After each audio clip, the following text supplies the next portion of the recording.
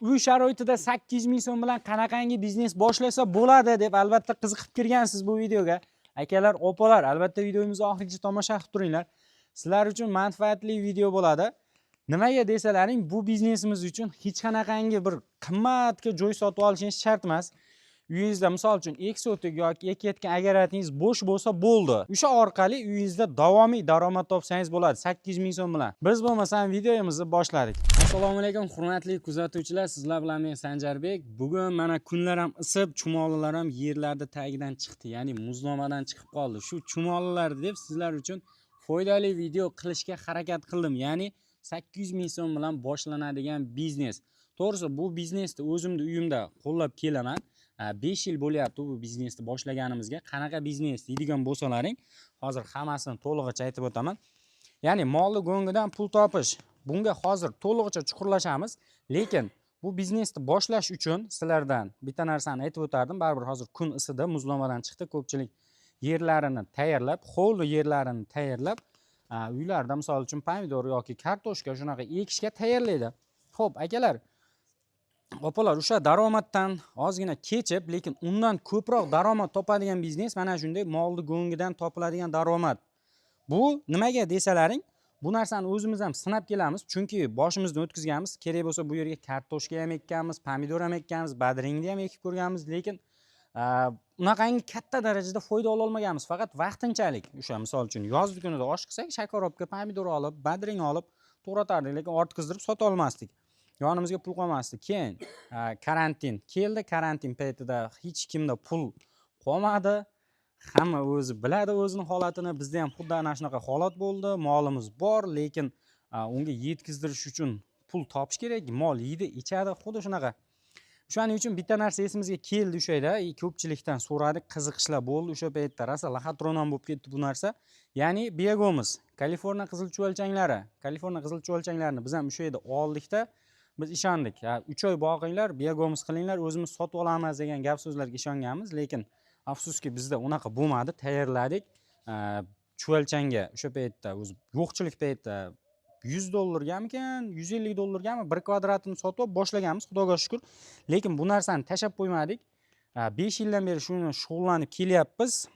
Yer ekmay qo'ydik. Ana shu Biagomiz bilan shug'ullanyapmiz. Daromadi yaxshi akalar.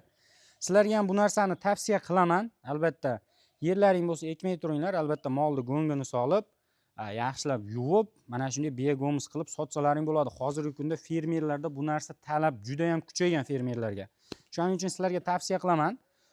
Misol uchun, bundan oldin o'tgan yillari ham video chiqardim. Biz O'zbekistonda 12 ta viloyatidan ko'pchilik fermer akalarimiz telefon qilishdi, Sanjarbek, menga Biagomiz kerak, qayerdansiz deydi.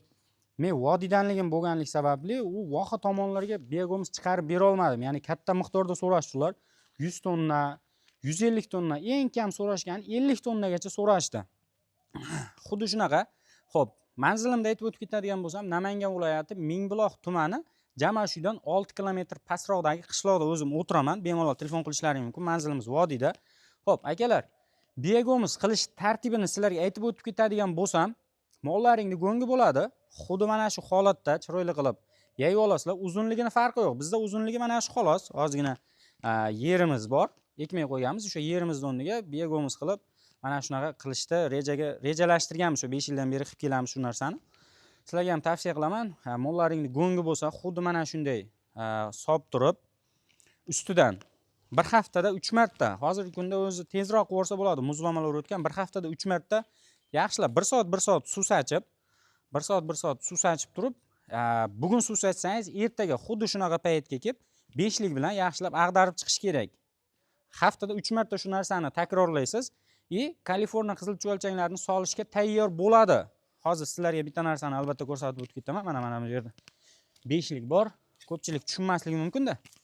Xo'p, sizlarga buni go'ngda qanday qilib solaman, qalinligi qanaqa bo'lsin deydiganlar uchun, qalinligini albatta sizlar uchun 25 santi, maksimalli bo'lsa 30 santi bo'lishi kerak. 30 santimetr bo'lishi kerak. Uzr, santi deb yuboribman. Xo'p, 30 santimetr eniga bo'ladigan bo'lsa 1,5 metr yoki 2 metr rasa bo'lsa, undan yog'i ko'plik qiladi. Ya'ni nimaga desalaring, erta suv sachib ag'darishga kelganda qiynalasizlar buni. Shuning uchun 1,5 metr bo'lsa, mana bu tomonda turib olib, ag'darib ag'darib hammasini bir qator ag'darib olib turib ustidan suv sepsalaring bo'laveradi. Xo'p, bir haftada 3 marta yaxshilab suv sachdim, tayyorlab oldim, go'ng tayyor deysiz. Keyin shaklini buzmaysiz, razmerlari ham xuddi o'shanday holatda qoladi, ya'ni 25 sm yoki 30 sm. Agar 25 sm qiladigan bo'lsangiz, cho'lchanglar ichida tezroq yurib, biogomusni tezroq biogomus holatiga olib kelib beradi.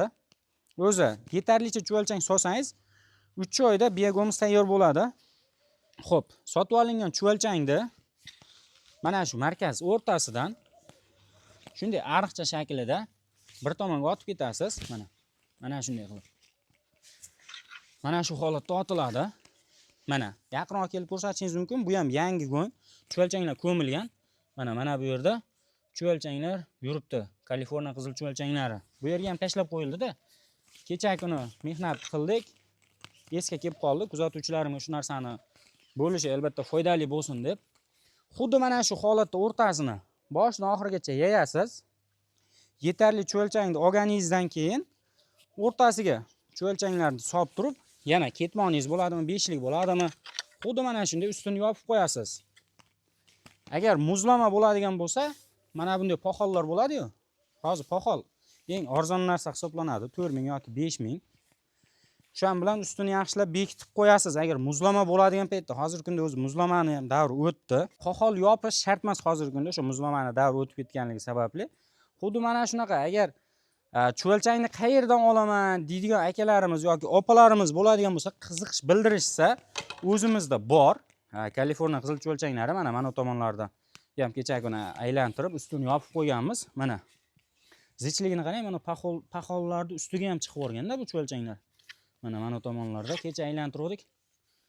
Anchasi tagiga tushyapti. O'zimizda kvadrat metrga Kaliforniya qizil cho'lchanglari bor sotuvda. Kvadratini biz arzon sotamiz, chunki bizda internet o'zimizda, reklama o'zimizda, hech qanaqangi bu cho'lchang uchun oshiqcha pul sarflanmaydi. Narxi arzon, haqiqatan 1 kvadrati, ya'ni banan korobkadagisi bo'ladi. Xitoydan kelgan banan korobka katta bo'ladi, kichkinasi emas. Ikkita banan korobkadagisini kvadratini 8000 so'mdan chiqarib beryapmiz. Bu o'zimizda shu uyda turgan joydagi narxi. Dastavkasiga bo'lsa kelishilgan holda bo'ladi. O'zbekistonda 12 ta viloyatiga chiqarib beriladi, undan muammosi yo'q. Xo'p, men qildim, qanday qilib sotaman deydigan akalarimiz bo'lsa, bu yerda ozgina sizlardan ketadigan narsa mablag' ketadi.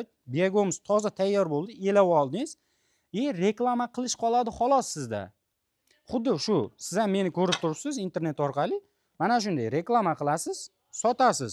O'zingizda o'sha qishloqlaringiz yoki viloyatlaringizda chorva blogerlari yoki agro blogerlari bor. Albatta o'shalarga chaqirasiz. Menimcha reklamani ular ham qilib bersa kerak, arzonroq narxda.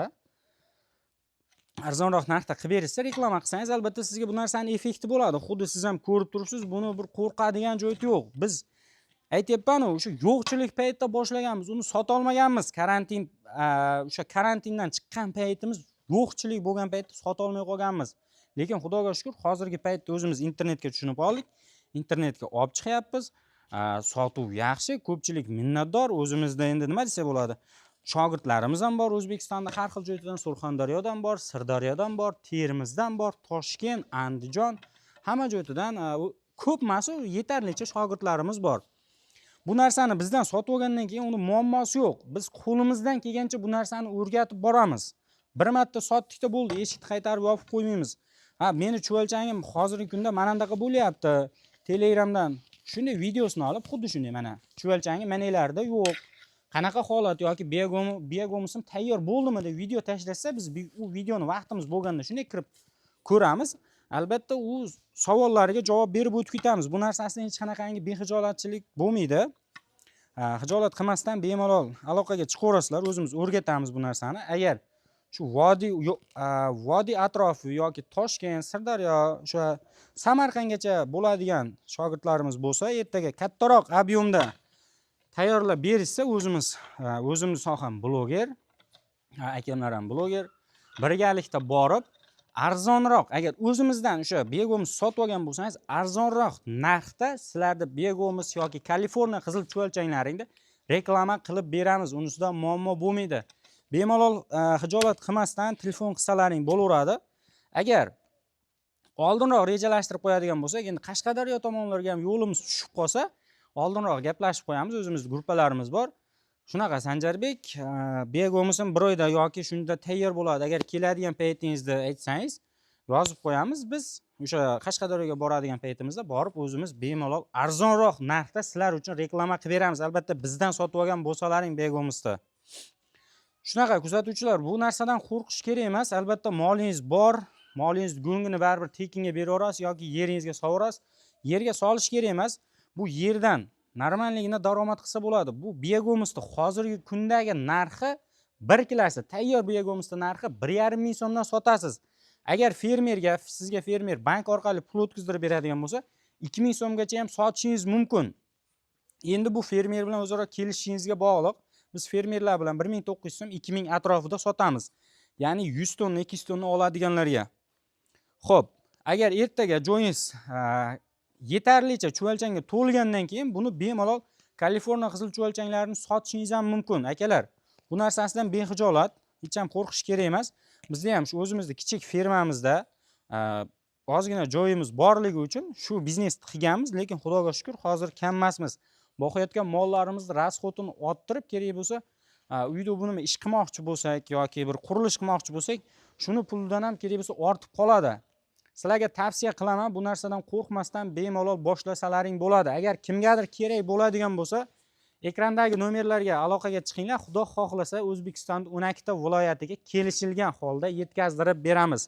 Videomiz foydali bo'lgan bo'lsa, albatta like bosing, kanalga bo'lsa obuna bo'lishni unutmanglar. Tushunmagan joylaring bo'lsa, bemalol telefon qilib so'rashlaring mumkin. Sizlardan hech qanaqangi pul talab qilinmaydi telefon qilganlaring uchun. Sog' bo'linglar, salomat bo'linglar. Keyingi videolarda ko'rishguncha kommentariyada chiroyli so'zlarni yozib qo'yaverasizlar.